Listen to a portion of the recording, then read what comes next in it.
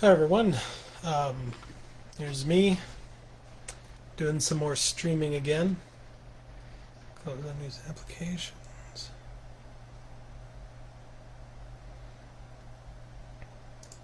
Alright, says I'm live now. Had a weird error message there for a second. I wasn't sure what was going on. Let's see here.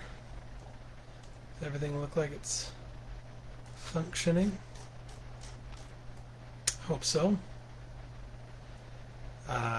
Anyway, welcome to frame rate is too low.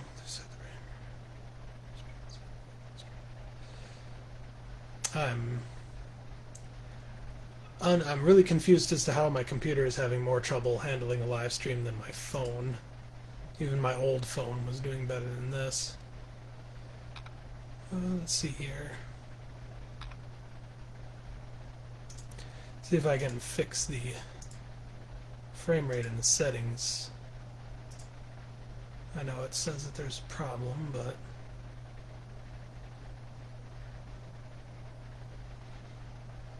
I don't see a way to change that.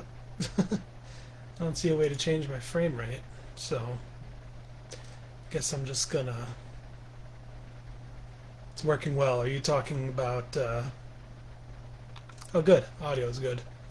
Yeah, I keep getting these error messages that my frame rate is too low, and it says change something. And then I look, and there's, yeah, action needed, too low FPS. But there isn't a way to change that. Not that I can see. So I will just kind of keep going. Thanks for tuning in, Bobby. Always appreciate your comments and help. Let's see here. Yeah, I can't find a way to change the frame rate. It's probably just going to say that every now and then, and I'll have to ignore it. But it's a Friday night, and as I've often done,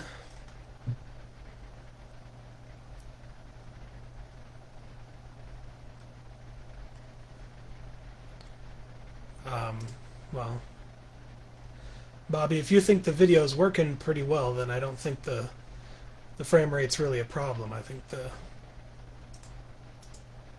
Facebook is just giving me a bunch of nonsense that I don't really need to pay attention to them.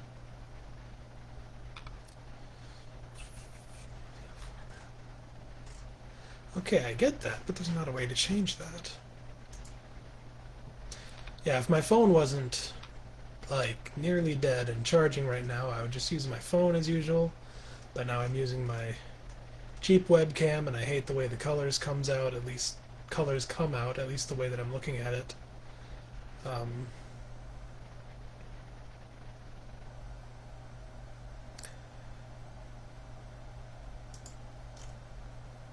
Yeah, it just looks too purpley. It doesn't help that the walls behind me are all purple. That's how they normally are in real life. But let me try something else here in my settings just to get something to look nicer.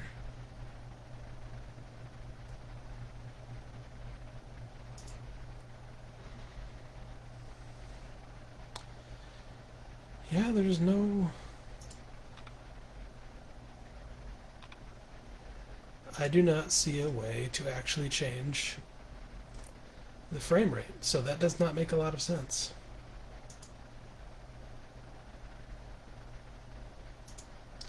Yep, I've got just one dome light above me. That's not the best lighting. Have you not been reading yourself, Bobby?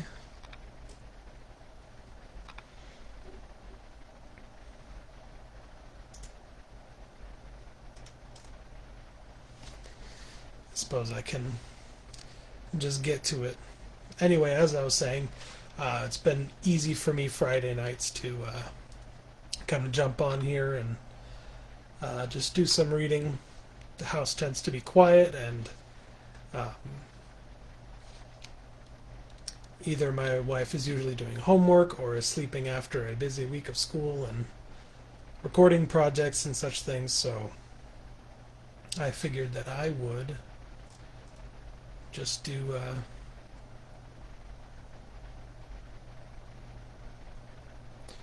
I figured that I would just do some reading, even if I don't want to finish reading the whole book on live stream.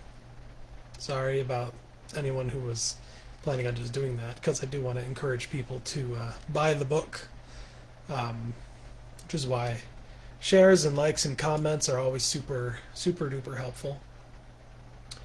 I want to get far enough to help people want to buy it, and that might mean 2 or 3 more live streams. I just won't read the last scene until I record the audiobook, which I do plan on doing very soon. I see another viewer just dropped in. Welcome. Oh, and they left. Already having more activity than my last few live streams, so it's exciting regardless. Let's see, I can't change these. Nope. I'm also going to open a poll here on the stream. Should be active now. That way anyone who drops in can I'm getting really distracted with all the options available on the PC version of a live stream. What was I just saying? Yes, the polls. Paperback, hardcover, ebook, audiobook. I hope to have all 4 versions available very soon, because I do have access to a studio and want to record it. It's going to be me reading it myself, because I am super cheap talent. I don't have to pay myself a thing. And I don't know, I think I have a reasonably comfortable bass-ish lower baritone timbre to my voice. So without any further ado, I think I will resume or get to some reading. So kind of a recap as to how things have gone so far. So from the beginning, Gia, the main character, woke up from a very uncomfortable arrival on a planet, basically. He has a past life, and he has forgotten all about it. So the first person he sees, naturally, is a half-giant man named Nova. The term for giant in the book is Vaden, so that word will come up in the book. He's half Vaden, and he's a general in the royal army of the kingdom that Gia arrived in. And as such, since Gia sort of looks like he belongs to the other side in the war that they're involved in, Gia is brought in for questioning.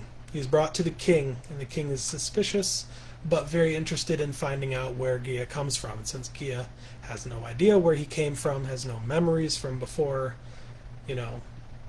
before Nova found him, the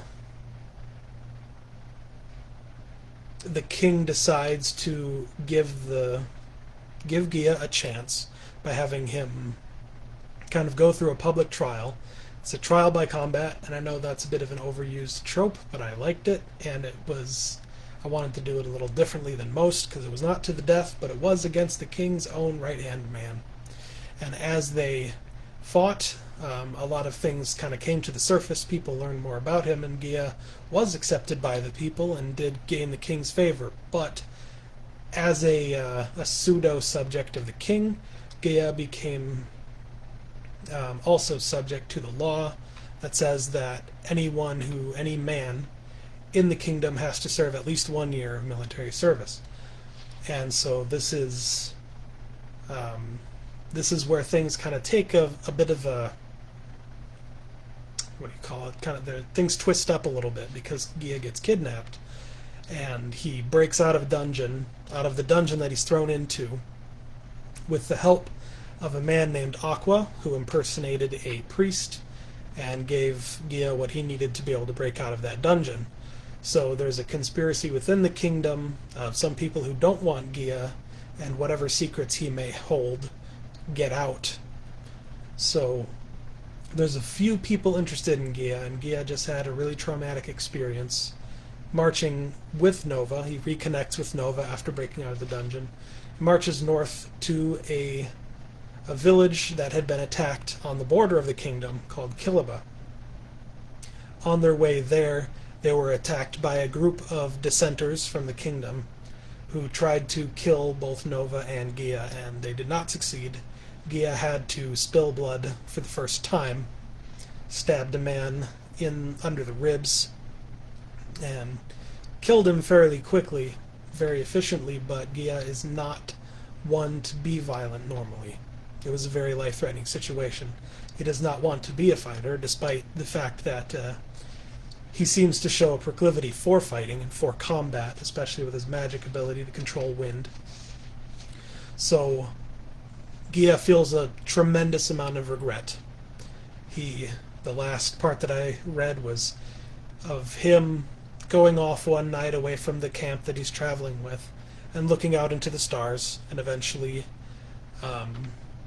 just trying to wrestle with this weight of having killed a man for the first time, and realizing that, as far as he could tell, that some part of that man was still around. Even if that man was a murderer, a betrayer, whatever he might have been, Gia still didn't want him to die, but it seemed like he wasn't really gone. Like, the body was for sure dead, and this man had been killed, and it was definitely Gia's fault. But looking into the stars, Gia sort of got a glimpse of the afterlife in a metaphorical sense, and began to believe that, there is more for this man. Even if he's not on the planet anymore, his existence continues on, and that brought Gia a measure of peace. And although the pain continued, he realized that he was in a group of soldiers. Every single one of them had killed someone before. They'd been involved in a war that has lasted generations. So through this process of not necessarily healing, but coping with the unfortunate the cost of war, Gia has realized that he's marching in time with a group of soldiers, and they're all bearing the same weight, the same psychological trauma, and that gave him a sense of belonging. Scene 3 begins with almost a month jump forward, so keeping that in mind, this is the beginning of Scene 3. Part 1, which is titled Kilaba. Again, that is their destination for their march. It had been besieged previously, and Nova is there. Nova, as a general, is bringing Gia and a bunch of other soldiers there to fortify that position. Part 1, Kilaba. The morning in Kilaba was brilliant, like waking up in a valley spanning two different worlds. The smoke of smithies and ore smelteries rose up in great stacks toward the sky and slashed off to the west after reaching a certain height. Brick houses, straw huts, and stone cottages filled the valley in rows and columns. In the center lay a larger row of buildings that followed the length of the valley. Sporting small versions of the same flag he saw flying at Silver Rock Castle, and some others Gia didn't recognize. At the valley's edge, the homes and storage buildings became increasingly sparse, except near entrances of mines in the foothills. The sun was bright and trembling over the mountains in the east, and cast dusty shadows over half the valley. The mountains themselves were bare rock, but shallower than what Gia saw during the trip up. Patches of cultivated grass pocked the sides of the valley. One river cut through the low part of the valley, dividing east from west, but it looked choked off. There wasn't much space being used for plants or ranching. It made Gia wonder how the Kilabans got their food. To the north lay a wall which neatly closed off the border of Kilba and tied the eastern and western mountain ranges together. In the center of the wall there was a large gate fitted with guard towers and smaller buildings Gia couldn't identify from the far end of the valley. Gia fast walked on the front of the pack to the front of the pack of men. He came up alongside Nova, who greeted him with a smile and quick upward jerk of his head. They hadn't spoken in 2 weeks, but the general acted as though they just saw each other the day before. Gia would have been the first to break the silence between them, but a man in heavy armor hailed Nova from horseback. "General," the man scowled and pulled on the reins of his steed. Nova remained silent, but slowed to a cautious walk. A raised hand signaled the rest of the troops to wait. Of all the foolhardy, filthy, reeking commanding officers, he sends you. The man dismounted with the grace of a gymnast, despite almost 60 pounds of steel plating around his body. He didn't reach for the sword at his hip, but headed straight for Nova. "General," Nova said back and stopped. A puff of dust went airborne from the stopping of his heavy boots. Gia stepped closer to the soldiers, preferring to watch what happened rather than get involved. "You disgust me," the armored man said through his helmet, then pulled it off. He curled his left arm around the helm and swung his right hand over with the force of an axe. Nova's hand caught it, and they met at the palms. They shook hands, pulled each other close, and slammed their shoulders together. "Janshai, my friend, how are you?" Nova laughed with the grin of a fisherman presenting his catch.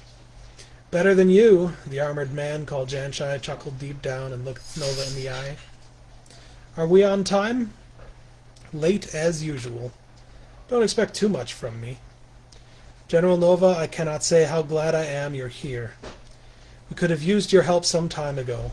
So much damage has been done, but the wall holds." Hold on 1 second. You must not be like that. My cat likes to scratch on things when he's not being paid attention to, apparently. So he's going to be my companion for reading for a little bit. So yes, going back. "General Nova, I cannot say how glad I am that you're here. We could have used your help some time ago. So much damage has been done, but the wall holds. I heard. We brought as much as the king could spare." Nova gestured to the crowd waiting nervously behind him. "We will do what we can." "And who is this?" General Janshai pointed to Gia. "You're making this difficult, cat." Then waved him forward. Slowly, Gia obliged, but kept his distance. "Perhaps we should talk in private, General," Nova said to Janshai, but also beckoned Gia closer. "This is a most impressive individual, a most important individual."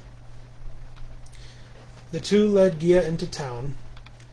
He worried for a moment where the rest of the troops would take Aqua, but he figured it wouldn't be too hard to find a prisoner later on. They stayed in the middle of the valley and entered a building decked with Pyronian flags. They sat down around a cedar table in an upper room. Vetrus came in. Stop getting in my face, please. Vetrus came in with them and sat by Gia. The windows were smoky, but enough light came through for them to meet comfortably. Everything seemed to be made of naked wood, with little attention paid to decoration or appeal. "So, what's so important about you?" Janshai asked before Gia fully settled in his chair. "I don't know," Gia answered. "Gia is my friend," Nova sighed with the relief of relaxing into a proper chair. "And I believe the ally we've been waiting for." "Ally?" Janshai squinted. His hand brushed his scruffy chin and then, after a delay, landed on the table. "Get off my desk." With a thud. "It's a pleasure, sir." "You don't need to." Gia hated being bowed to.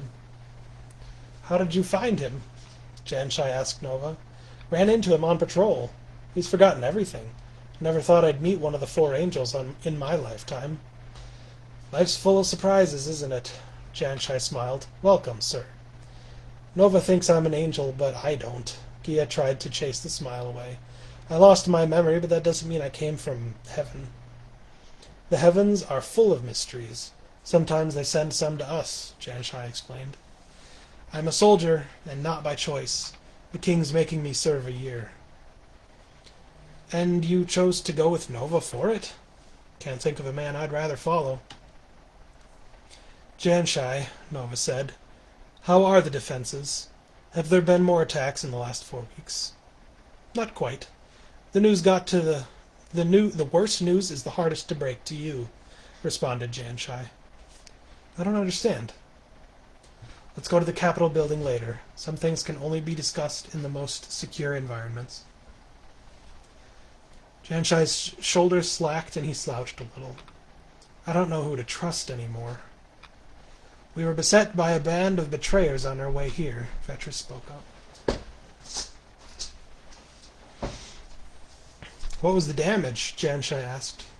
Little, thankfully, much less than I thought at first. They didn't think it was me headed up, which meant they weren't prepared for fire. I gave it to them. Nova flexed his fingers like he was holding an invisible fireball. Nothing can be simple anymore. We're fighting a war against ourselves, almost as often as we fight the Empire. How are provisions in town? We have enough to feed your troops. Barely. Janshai shifted in his chair. Another attack is coming. I don't know when, but we have to be prepared. I wish you would come here a week sooner. Why? Nova asked. We'll save that for the capital. I do need to get to the capital. I have other business to attend to. We were attacked again, General. They didn't break through, but the damage is deeper than it looks. You and all your troops should get rest before we get into it. We need fresh spirits and vigilant minds for the wall. There's no way of knowing when the Imperials will crawl out of their holes and attack again. It's still morning. Nova glanced toward the window pane. Janshai laughed. You've been marching for a month, dining on forage and rations. I know the trip up here. You need a break. Take it. Might as well tell a bull to calm down, Janshai, said Vetris. I have other business here anyway, Nova said. I'll take care of it now. That will be my rest. Then find lodgings and sleep, you brute. Janshai squeezed Nova's trapezius. Get a good breakfast tomorrow, and meet me in the Capitol building at sunbreak. I will, my friend. Maybe a bath, too. Janshai slapped Nova on the back and creaked down the wood stairs until he was gone. What a character, huh? Nova asked. If you want to call him that, Gia said. I'm off. Vetris dusted his hands off and disappeared beneath the banister. Gia and Nova sat alone on opposite sides of the table for a few minutes.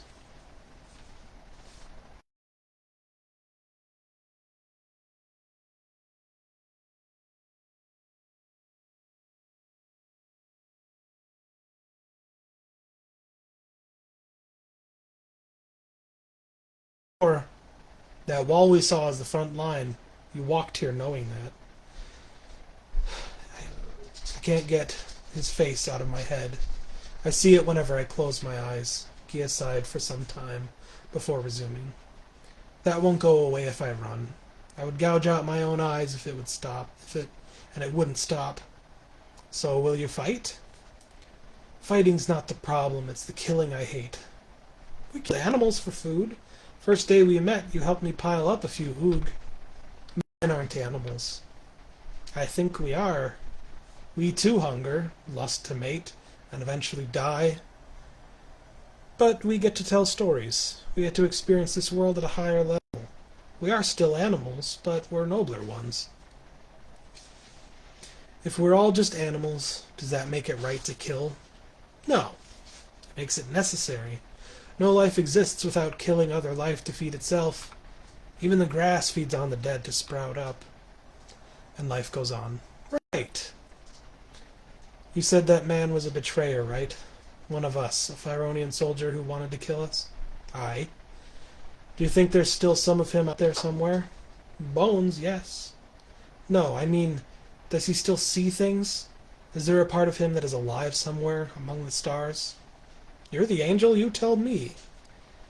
Gia's chair scratched on the floor as he got up to leave. Death is part of all life. If it is the end of life, it is just the end of one life. I was never much of a scripture man myself, but I've always believed we go on when we die. Even a betrayer? Even a murderer? I can't say for sure. Nova stood up as well to meet Gia at the top of the stairs. But you believe in angels? I didn't. I don't know what I believe. Maybe you can think it over in a nice warm bed. Nova drew a small pouch from his belt and dropped some metal tabs from it into Gia's hands. Find yourself a room. The citizens know we are coming. You should be able to find a place to stay. I'm sure the barracks and inns are already full, but just keep looking. Is this money? Of course. You're not here as a slave. You're a soldier. You get compensation just like everyone else. There should be enough there to get some homemade food. Killiban berries should be in season. You'll love them. Nova shooed Gia to the stairs and followed him down. Where will you be? We should meet the day after tomorrow. I will be busy tomorrow and I will need to be alone. Get some rest. That night, Gia slept in one of the last beds at an inn. He fell asleep in a matter of minutes, even without a spare blanket. A dream started almost immediately. He was sitting in the middle of a gulch, and it felt like time had been thrown forward half a year, as it was autumn again. He sat on frosted grass and saw only a few naked trees, rolling leaves, and the sloping hills all around him.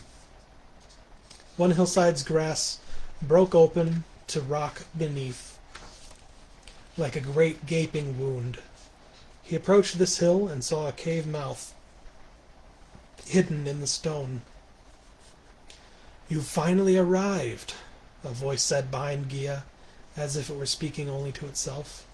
"Who's there?" His dream heart pounded as he whirled around to see a man in a tattered black robe. He should have been able to see his face, but any part of his actual person was solid black darkness. It had no eyes or mouth, nor fingernails on the silhouette hands. "You can see me?" the voice asked. "Who are you?" "Good to see you. Even better that you can see me." It sounded quite pleased with itself. "What is this place? Let me ask the questions. How long have you been here?" "A month or so," Gia said, quite without intending to. The fear swelling in his gut couldn't outdo his curiosity toward this figure. "I've come to help, Gia. Have you lost all your memories? Every single one?" "I don't remember anything before General Nova found me." "Then we have to move quickly. Did you know me before I started to forget?" "Yes." It breathed like a hiss. "It will help us both for you to remember." "Then who am I? Who are you?" "Who I am is not important. You will know in time. Who you are is vital." "Please, I just want to know something, anything." "I cannot tell you. You would not believe it if I did. But what I can do is teach you how to bring the memories back, and your full power." "What do I do?" "You must find your brother, and defend the city. An attack is coming, and soon. Learn everything you can, and when the time comes, you have to fight." "I'm not a fighter. I'm only a soldier because I have to be." "At your full power, you can topple giants, Gia. You overthrew kings and slew great beasts before you forgot. You are 1,000,000 times any fighter this land has known. Greatness is in you. No matter of forgetting can take that away. Remember." "But wait, if I have a brother, where is he? I don't even know what he looks like." "Remember, remember, remember." Gia gasped so hard he started coughing. He was back at the inn, looking at the bottom of the wooden slats, holding up the bedroll of the soldier above him. A few of the others in the room turned over in their sleep, no doubt trying to escape the waking power of so many sudden coughs. He didn't want to anger any of them, so he fought the coughs. A well-placed elbow and strength of will worked to quiet his involuntary spasms and lie still again. When he fell asleep after that, he didn't dream of the silhouette man. If he dreamed at all after that, he didn't remember any of it. So I'm going to take a quick pause there because I need some water.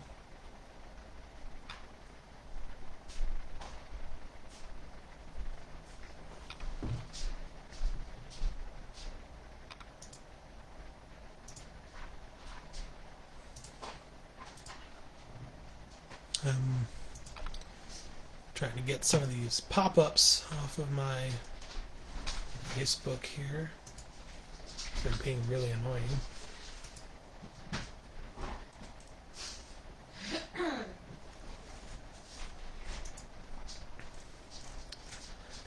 Take a break. I think this next one is short enough that I could read it. Yeah, I'll do one more. That'll finish up the stream for today.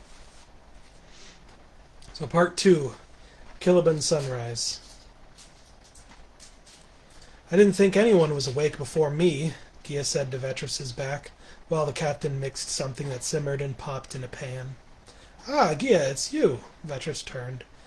I didn't sleep well at all last night, so I've been up. Feeling better? What do you mean? You've been in and out for a while, worn out in mind and body.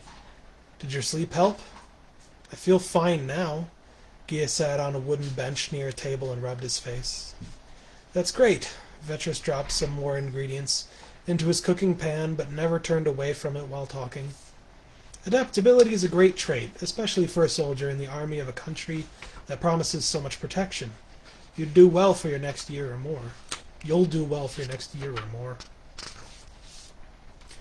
I'll be done after the first year. Then I have other things to do. Oh, you already have other plans? Yeah, I'm still trying to make sense of it, but I think I'm getting some of my memories back. It's good to have purpose and direction. But I'll be honest with you, we may need you for more than just 1 year. I agreed to 1 year, then I'm done. You have the spirit of a warrior. Vetrus laughed to himself after dipping a finger into his concoction and sucking on it for a moment. I can see it from miles away, the way you fight. You must have been an accomplished warrior before you forgot everything. I don't care. This time next year I'll be far away from here, finding the people who knew me before I lost my memories. Don't be so sure. Time is a force of change. For example, the next time I get to see my son, he'll be old enough to talk, run, and almost swing a sword. It'll be like I never knew him, because I missed so much. You're sort of the same. You're starting new without all your old memories. You're not the same person you were a month ago. And you're going to be someone new soon, too. I'm not going to worry about that now. Next spring, I'll be able to put away my weapons and live my own life.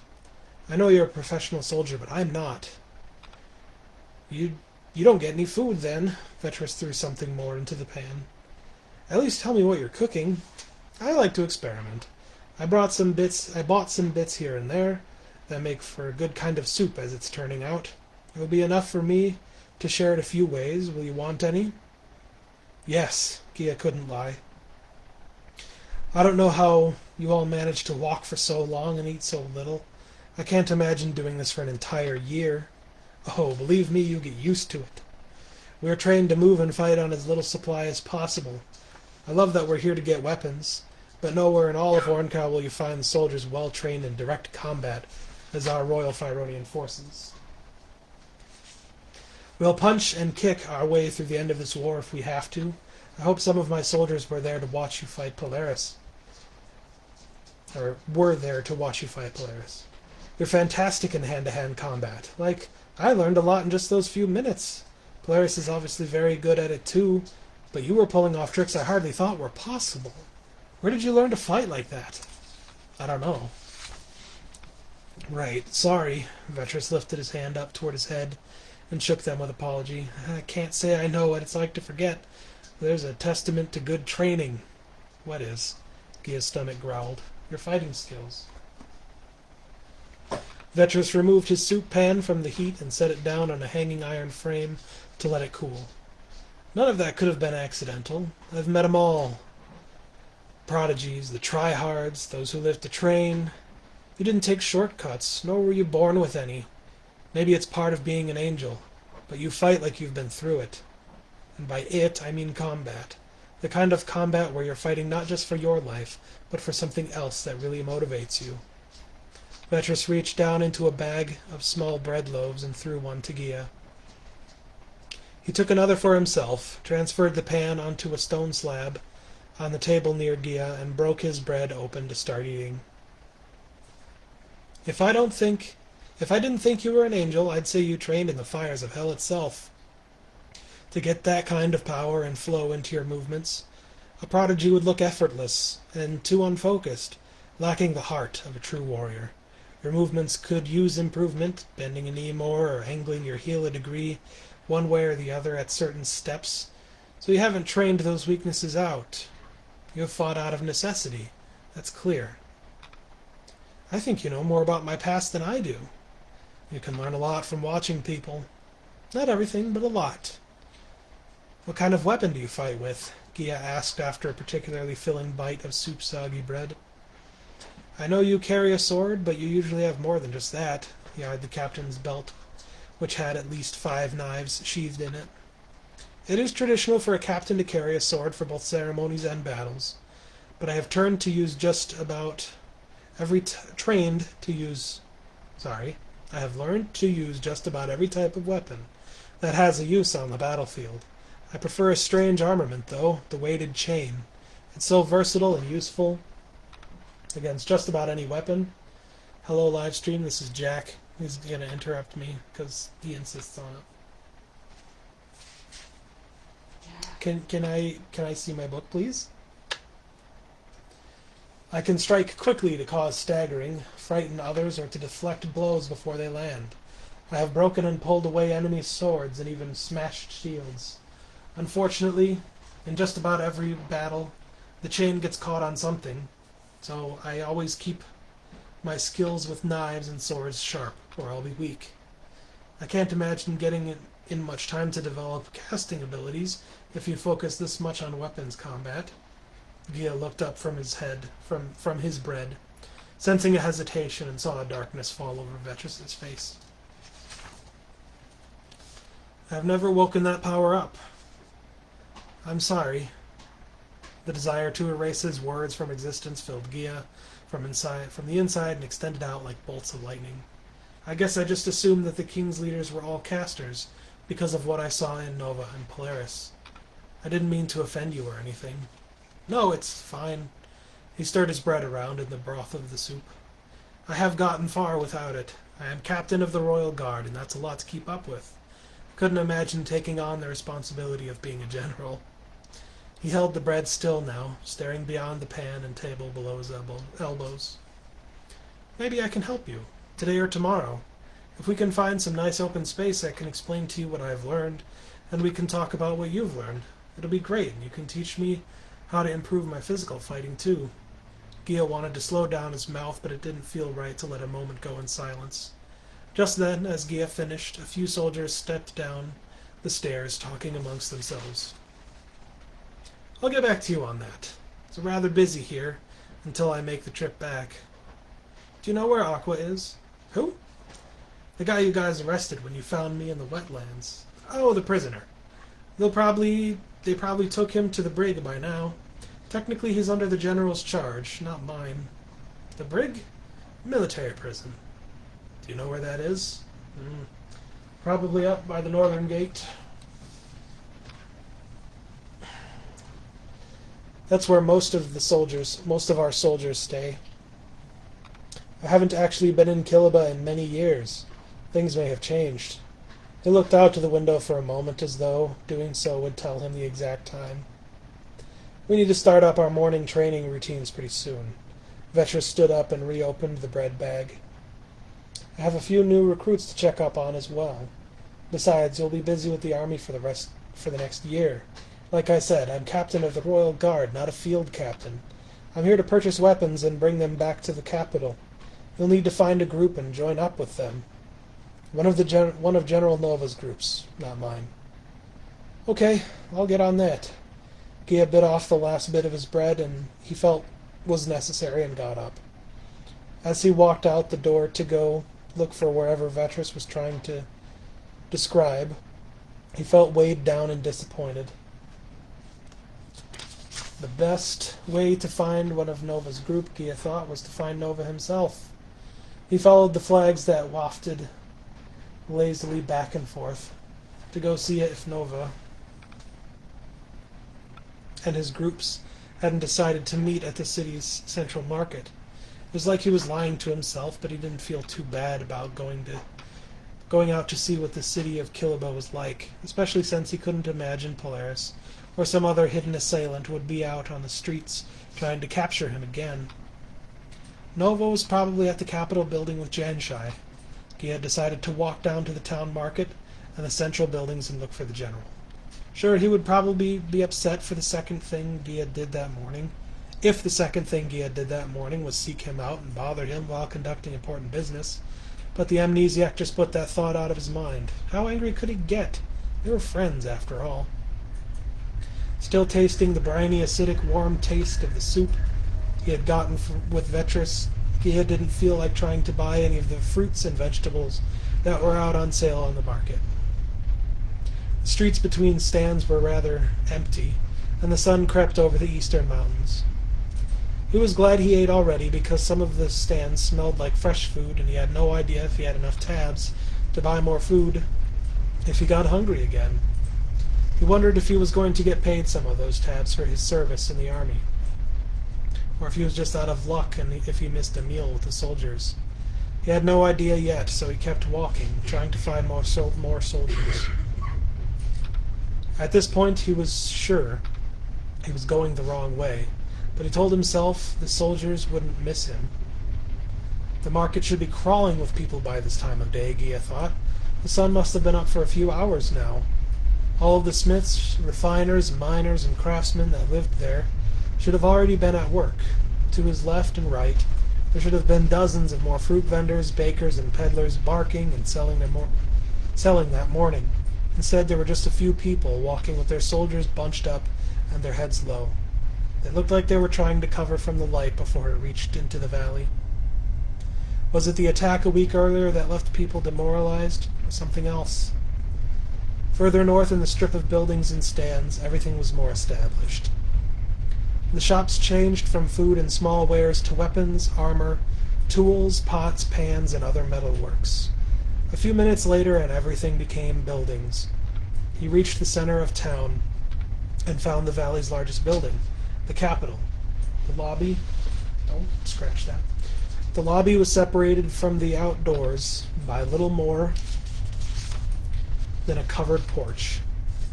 He had to wait for his eyes to adjust to the shaded emptiness before he could go in. The Kilabin Capitol building was heavily decorated with ribbons, banners, paintings, and sculptures, and a small swarm of people dressed in the most formal apparel he had seen since he was at Silver Rock.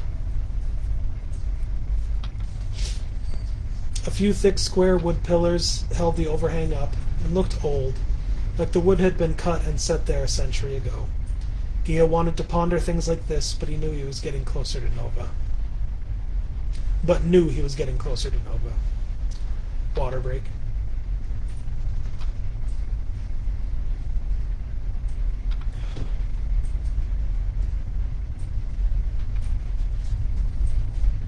Gia would have walked straight past the general if he hadn't recognized the flamey color of his hair, standing above the sea of people. Nova's hair was pulled back into a ponytail, which left a few swaths of wavy red to swirl to one side of his head. Gia looked around the corner of one of the pillars and watched Nova inspect something with his head down. From this angle, Gia could see that Nova's hair, when pulled together, extended down his back, almost to the bottoms of his shoulder blades. "That's the one. I was lucky it wasn't taken, too," a voice behind a counter spoke to Nova. "Lose some of your stock recently?" Nova's elbows twitched like he was rotating something in his hands. If you don't know, then you don't. Maybe, General, you need to visit the audience hall right away. Are you planning on purchasing from me today? The limited view Gia had of the man behind the counter lifted his arms to cross them.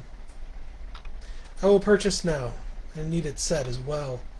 Nova ruffled a small leather bag out of his pocket and dropped it on the counter. He set down whatever he was looking at and opened the bag. The general picked out a small object the size of an acorn and set it on the table as well, before returning the bag to his pocket. Can you do that for me? It's not my forte, but I can make sure it gets done for the right price. This should be more than enough, friend. Nova reached into his other pocket and dropped a palm-sized bag of clinking money tabs between them. I don't doubt you, General. I just wanted to make sure you don't owe me any favors. You won't have to. What's gotten into everyone around here? Is there an illness going around? I will take care of this. They can explain in the audience hall. Or I will take care of this. They can explain in the audience hall. They're expecting someone from the king today. It might as well be you. Good luck. Thanks. Take care of yourself, Comey. Nova faced the far side of the porch from where Gia entered. A pair of guards let the general in between a set of doors. Gia sighed to himself and wondered how he could get inside. Something was wrong in Kilba. Something he couldn't know for sure. But he thought it was related to the attack a week ago. No buildings were scorched, no great mourning of the loss of life from an attack. Something different had happened here. What that was, though, he couldn't figure out. So I think that's where I'm going to finish reading. That is definitely past the middle point. I don't know how visible that is. This is what is left to read. Definitely past the middle point for the book. There's a few more parts to this scene before the action really starts to take hold. Kilba is something I've enjoyed writing about because it's sort of a place, I guess I could say, I enjoy writing about, because it's kind of the transition point for a lot of stuff, and that'll become more obvious as I read more and as anyone reads through the book.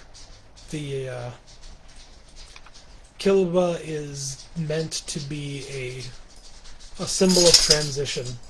It does have a wall because it is a liminal space between two forces, two worldwide military forces, and their conflict. So the tension is rising in the story. The action is continuing to ramp up. There will be more mystery. There will be more combat. There will be more magic. There will be more adventure. There will be a little more of everything. But it's still going to be a bit of a slow ramp up. This isn't the most action-packed part of the story, and I try not to just write action all the time. I like to have a bit of a break where characters are learning about each other, learning about themselves, and learning how to, or just interacting in the world in different ways besides fighting other people, which is kind of the default for a story about a war, or about a person finding their destiny and understanding their past in a world at war, which is the theme of the whole story. That being said, I've seen that there have been a few people to view so far today. I hope the quality of the stream hasn't been too bad. And I don't know if people can participate in the poll when the live stream goes up later on, but please do let me know what your favorite format for reading is: paperback, hardcover, ebook, or audiobook. I do want to have versions of all of those for the book, but right now the paper book paperback and ebook are all available. Both available on Amazon right now.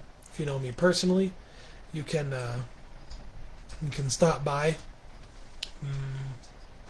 me, I guess. Oh, I said stop by, but like reach out to me somehow, either on the phone, through text, or Facebook message if you do know me personally. If you live in the Oshkosh area, in Oshkosh, Wisconsin, you can visit the House of Heroes comic books store in downtown Oshkosh, right on Main Street, or just off Main Street, technically, by the park that I don't know the name of. I don't know the name of that park. It's right by Exclusive Company and the bank that John Dillinger robbed a long time ago. It's right over there, right in that corner where they filmed a lot of Public Enemies with Johnny Depp. But that comic book store has at least 2 copies, unless some have been sold recently. I sold 2 copies to the owner there, so they are on sale in kind of like a local authors section. And yeah, it's been a good night to read. Have a good Friday night, everyone. Enjoy whatever the rest of your evening brings you.